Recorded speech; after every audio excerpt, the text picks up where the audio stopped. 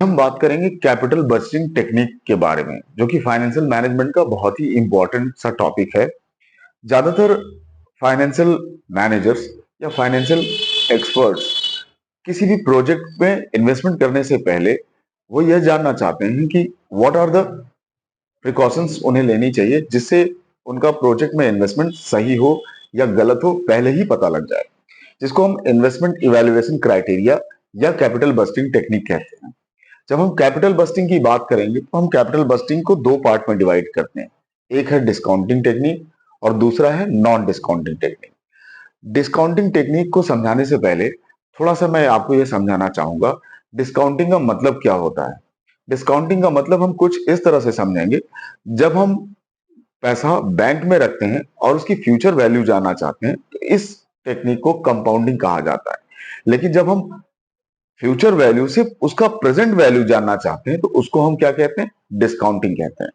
तो हम ये जो 5 टेक्निक हैं, जिसमें एनपीवी, जिसको नेट प्रेजेंट वैल्यू कहते हैं, internal rate of return IRR, profitability index, discounted payback और टर्मिनल वैल्यू मेथड, इन 5 मेथड में टाइम वैल्यू ऑफ मनी को ध्यान में रखते हुए फ्यूचर में जो इनफ्लो ऑफ कैश होने वाला है उसका हम प्रेजेंट वैल्यू निकालते हैं और कंपेयर करते हैं कि जो हम आज इन्वेस्टमेंट करने जा रहे हैं क्या उसमें यह प्रॉफिटेबल होगा या नहीं होगा। और दूसरा है नॉन डिस्काउंटिंग टेक्निक, जिसको हम ट्रेडिशनल मेथड भी कहते हैं। यह दो तरीके से होते हैं, एक है पे बैक पीरियड और दूसरा है अकाउंटिंग रेट ऑफ रिटर्न। हम वन बाय वन अपने हर एक वीडियो में इसको समझेंगे। तो आज का हमारा टॉपिक रहेगा net present value. Net present value calculate करने का जो फॉर्मूला है, जिसमें लिखा हुआ है C1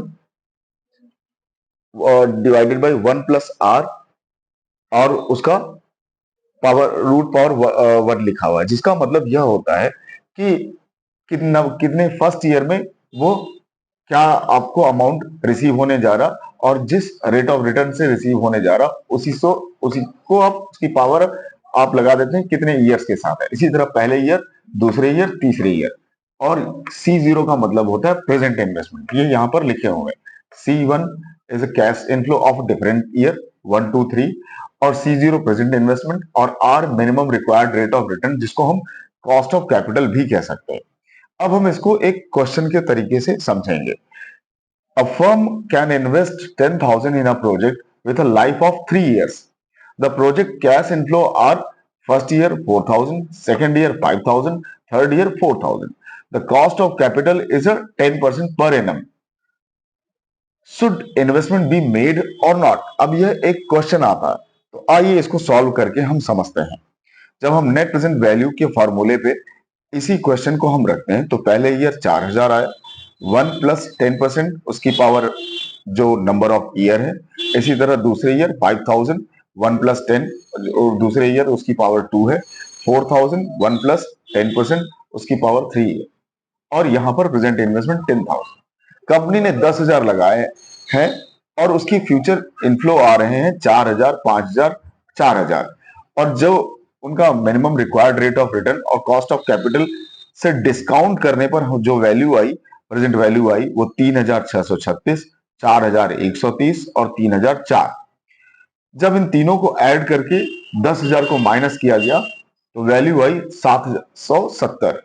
इसका मतलब यह हुआ जो फ्यूचर रिटर्न आ रहा है उसकी प्रेजेंट वैल्यू आपकी प्रेजेंट इन्वेस्टमेंट से ज्यादा है।